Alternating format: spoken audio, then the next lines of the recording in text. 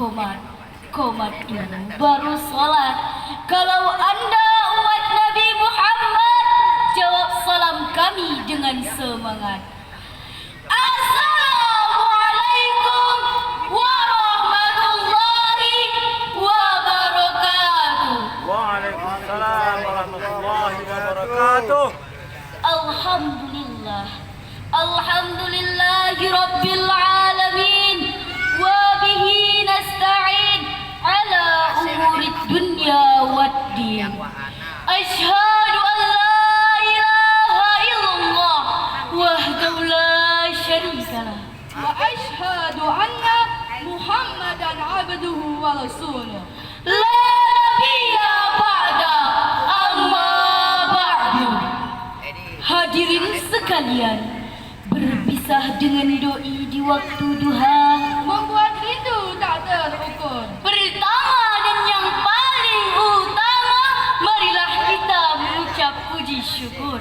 Pertama-tama yang paling utama, marilah kita panjatkan rasa puji syukur kita atas kehadiran Allah Subhanahu wa taala, yang mana Allah telah melimpahkan rahmat dan hidayahnya kepada kita semua. Dan tidak lupa luputnya salawat bertangkaikan salam, berdaunkan Islam, Berbuahkan iman. marilah kita hadiahkan kepada putranya Abdullah, panglimanya Allah, yang berpangkatkan Habibullah, bertitelkan Rasulullah. Siapa dia?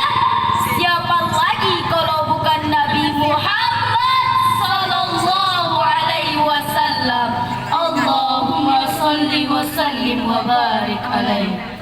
Yang mana beliau telah bersusah payah mengembangkan agama Islam dari zamannya jahiliyah menuju zamannya akhlakul karimah.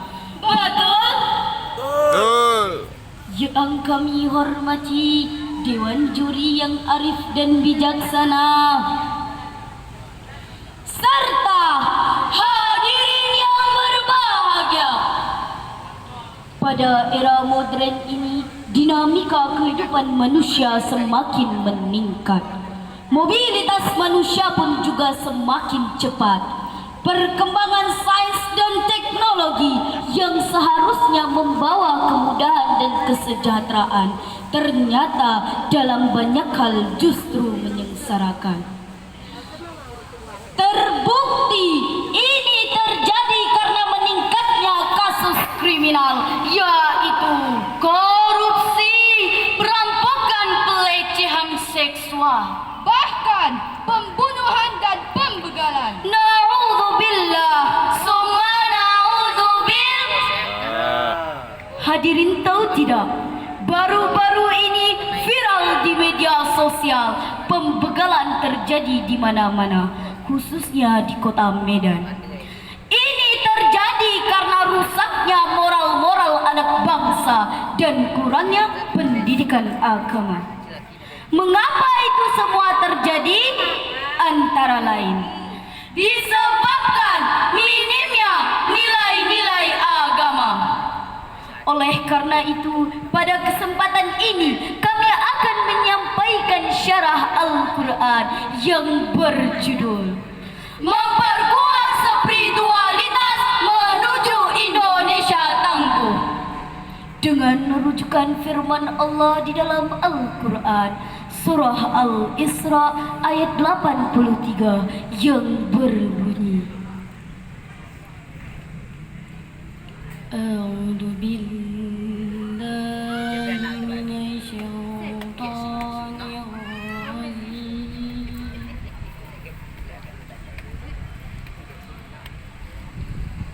Bismillahirrahmanirrahim.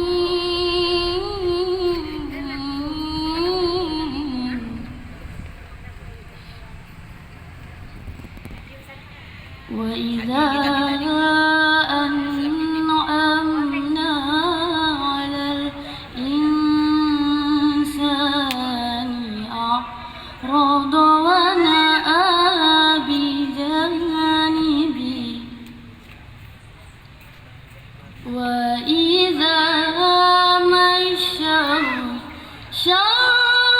kana ya'usa.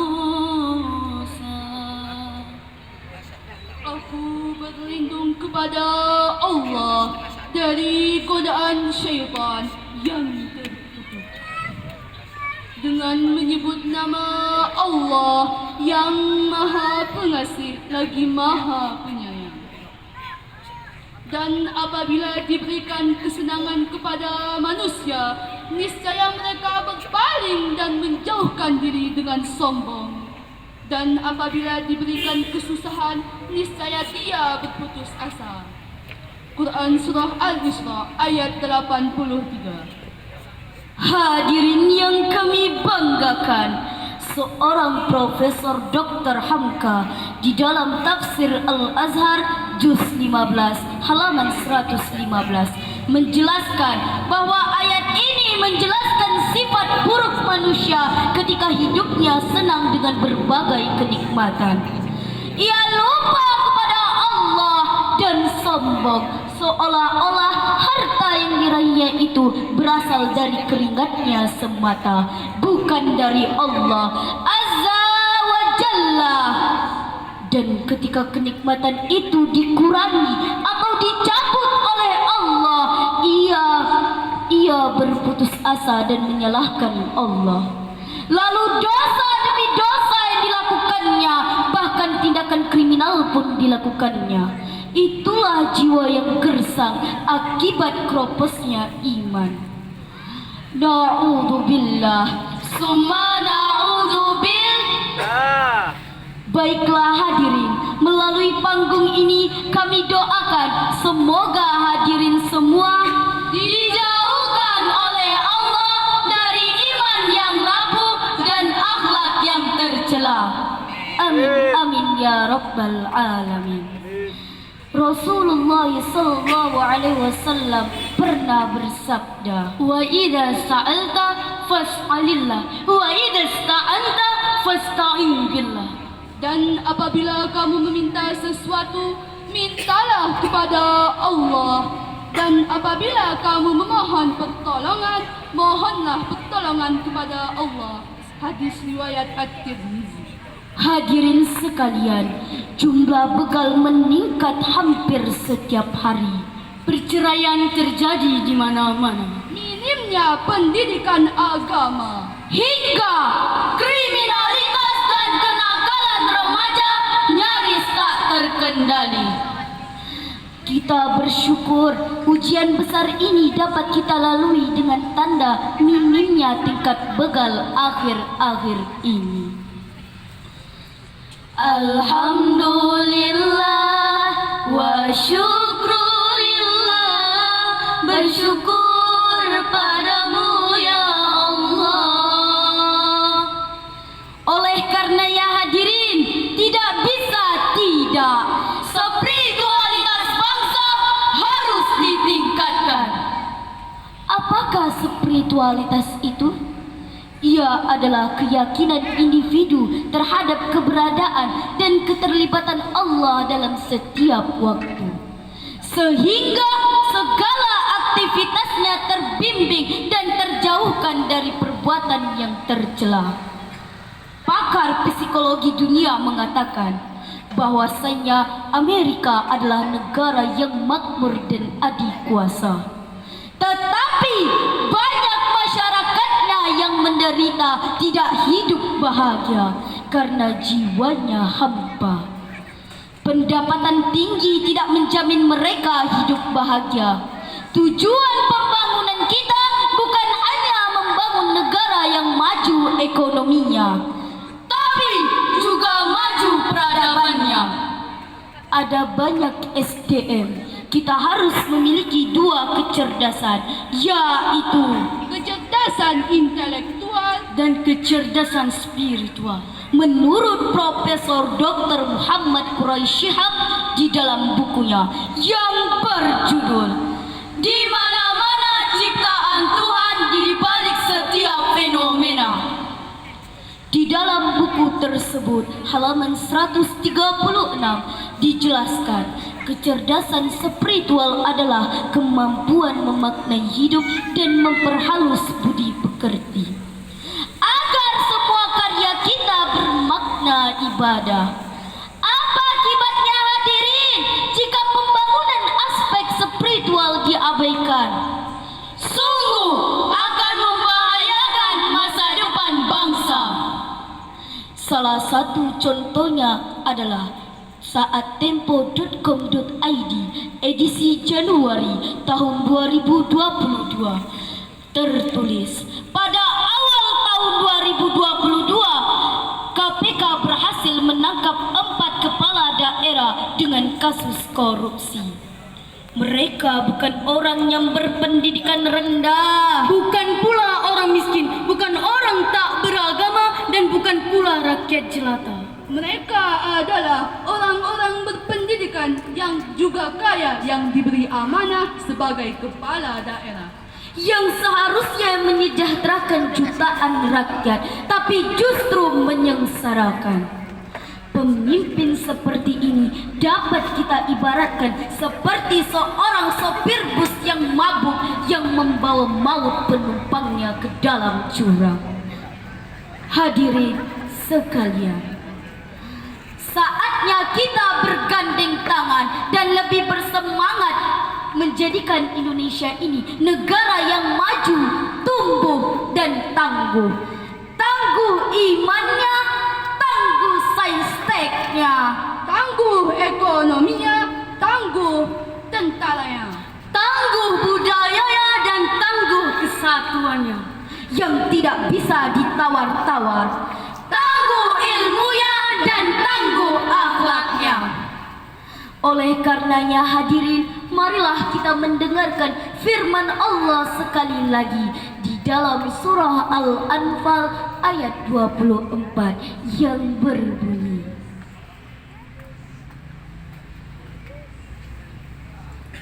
Ya ayyuhalladzina amanu tazibu lillahi walir rasul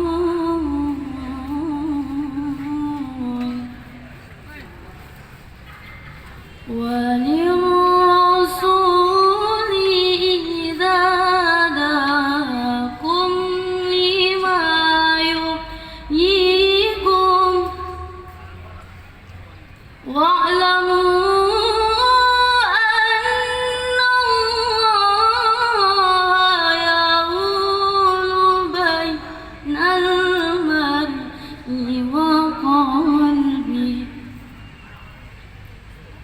وأنه إليه تحشرون صدق الله العظيم.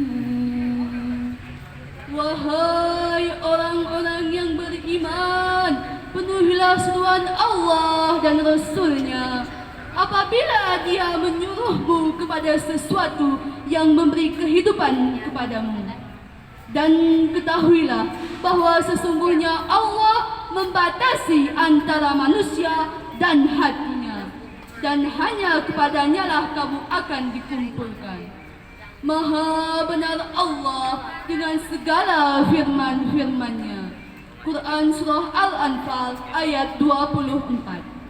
Hadirin yang kami banggakan, tafsir yang diterbitkan oleh Kementerian Agama Republik Indonesia dijelaskan bahwa ayat ini memerintahkan kita untuk merespon dengan cepat seruan Allah dan Rasul-Nya. Tidak hanya itu, dengan ketaatan kita terhadap Allah, maka Allah akan membuat dinding pemisah antara kita dan perbuatan dosa. Ayat ini menjelaskan dengan iman yang sungguh-sungguh, maka kita akan diselamatkan oleh Allah dari perbuatan yang tercela. Hadirin yang berbahagia, marilah kita buka lembaran sejarah betapa beruntungnya bangsa ini memiliki tokoh-tokoh besar yang semangat nasionalismenya yang menggelora. Cahaya imannya membakar, mencekik penjajah. Sebut saja Bung Tomo, anak muda ini. Dengan petikan takbir Allah, Allahu Akbar, berhasil menghidupkan perang suci Surabaya. Walaupun moncong senjata siap untuk ditembakkan kepadanya. Hadirin, sekali lagi, inilah spiritualitas yang menghidupkan semangat manusia lima yuhyikum, yang membela bangsa ini dari penjajah. Hadirin, ketahuilah, para pejuang kita telah menunjukkan kepada kita bagaimana spiritual yang benar sebagai bangsa. Kita sebagai muslim tidak hanya rajin berpuasa dan berzikir, tapi menjadi muslim yang juga terus berpikir dan bekerja keras